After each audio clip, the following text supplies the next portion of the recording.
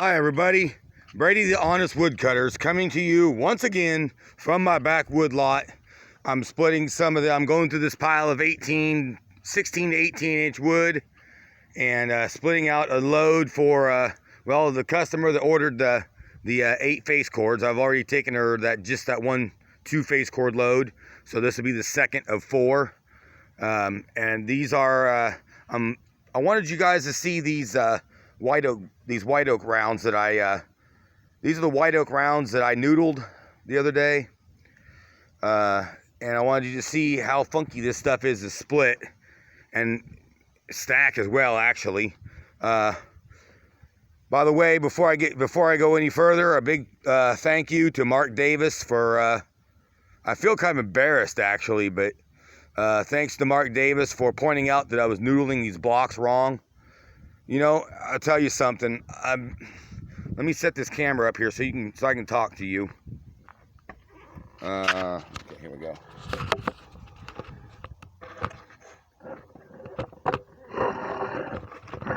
Tighten this thing down.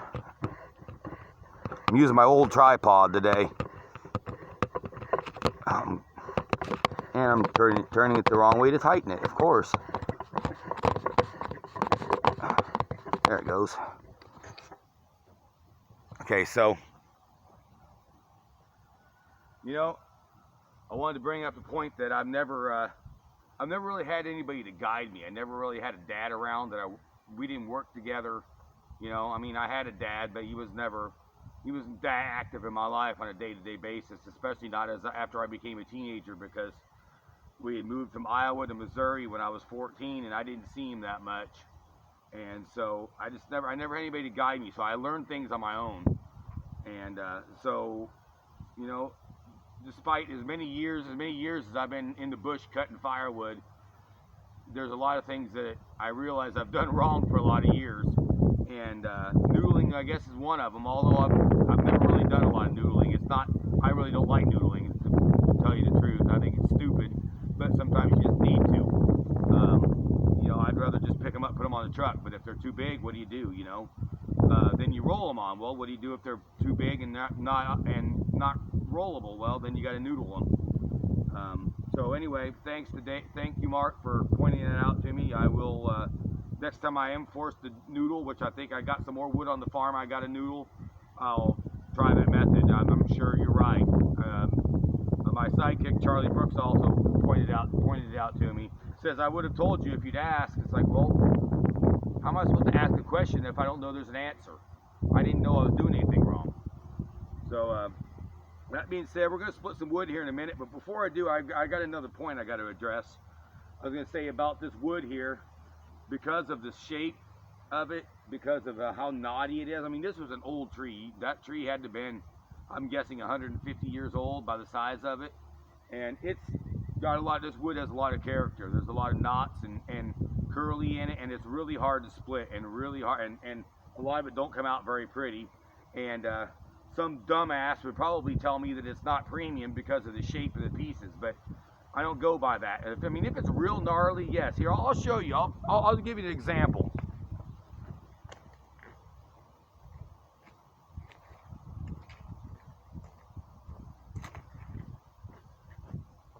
This right here, correct length, but am I going to sell that? No, I'm not. It goes over here on my pile of scrap. So that's too far over. That's too far into being junk to be considered premium. But I don't consider a piece of wood that's a little gnarly and maybe a little bent to be not premium because of the shape of the pieces. Only a dumbass would say that. Probably the same dumbass that's going to buy a truck with a damn rusty frame and a broken frame under it. Rust holes to hell. What kind of dumbass buys a truck to use for a firewood business knowing that the frame's already compromised on it? First of all, he's going to have nothing but problems with it. I'm not naming names here, but let y'all figure it out. I know y'all knew who I'm talking about. First of all, why would you buy a truck with a broken frame to haul wood on when knowing full damn well that hauling firewood is brutal business, it's brutal work. It breaks down a vehicle that's in good shape. One that's in bad shape like that, nope, I'm not even gonna touch it. You know, this is the same dumbass that told me that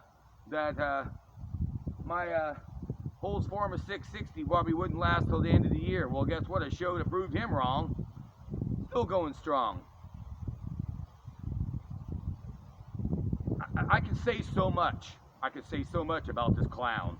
He's a clown. And I can't believe people follow him. I mean, people have to be brain damaged to think that this guy is doing a good job. Because he's an idiot, okay? Frankly, he's an idiot. You know,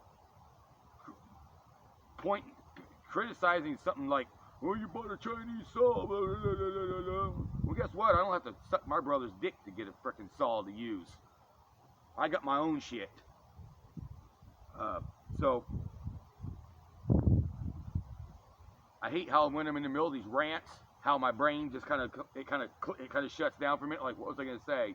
Like I said, there's so much I'd like to say about this guy, but you know, it's really, frankly, it's a waste of my time. But I wanted to bring him up because he's just such a freaking joke to me. I mean, he calls himself a firewood seller, but doesn't even cut. I mean, he cuts some of his own firewood, but I mean, buys pre-cut wood. I mean, I have before, but it's not what I do. You know, here's the thing. I like cutting firewood. To me, the business is all about cutting the firewood. To me, that's the step that matters the most. To me, that's the step that's the funnest. I get way more bang. I get way more thrill out of running my saws than I do running my splitter. But this is just a necessary part of the business. This has to be done too. But I get way more thrill out of running my saws than I do running my splitter. And for me, the business is all about sourcing the wood, cutting it, you know, and all that. To me, that's what it's about. I'd rather sell less and do the work myself, because otherwise it's just a job, and I don't want it to be just a job. I want to enjoy what I do too. So have some fun doing it, and to me, it's all about the saws and the cutting of the trees. I enjoy the saws a lot. It's become a hobby of mine, and I just can't. I just wouldn't think of doing this. Call myself a firewood salesman and not cut firewood salesman. Besides, you know who. But yeah, that truck, honestly, that truck that you know who was looking at to buy. Not only is it not worthy to be a firewood truck, it ain't worthy to be on the frickin' road. Once the frame is compromised, that vehicle's done. Here in Missouri, we have a thing called vehicle inspection. I wish they did in some other state, because that vehicle shouldn't be on the road. Once the frame's been broken, or once it's rusted really badly, it's no longer worthy to be on the road. They won't even let you register a vehicle like that here. I've seen a lot of vehicles for sale that for parts only that look like decent vehicles. They're rusted up underneath. You can't register them. That truck shouldn't be on the road. And frankly, if somebody had a vehicle like that, and because of it being structurally compromised like it is, if something happened because of that and caused them to get in a wreck involving me, and I was injured, I'd sell every damn thing I owned, right down to my pair of shoes. I'd walk into the best lawyer in town with my pile of cash and nothing but a pair of shorts and flip-flops and a frickin' t-shirt, and hire him to make sure that the asshole went to jail for driving a non-safe vehicle on the road. That vehicle should not be on the road.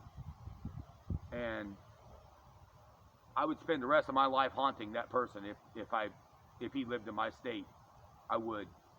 So that being said, I'm gonna split some wood for you. I want you to see how hard this stuff is to split. This is some funky ass shit. We'll get right on this. I got to get this delivered today. And then there's a tree I want to go by and look at that's down. I told him I'd try to come by yet today if I can. But here it is about 11 o'clock, and I've just barely got started on my work day. So I'm not going to get this done if I don't hurry. So without further ado, we'll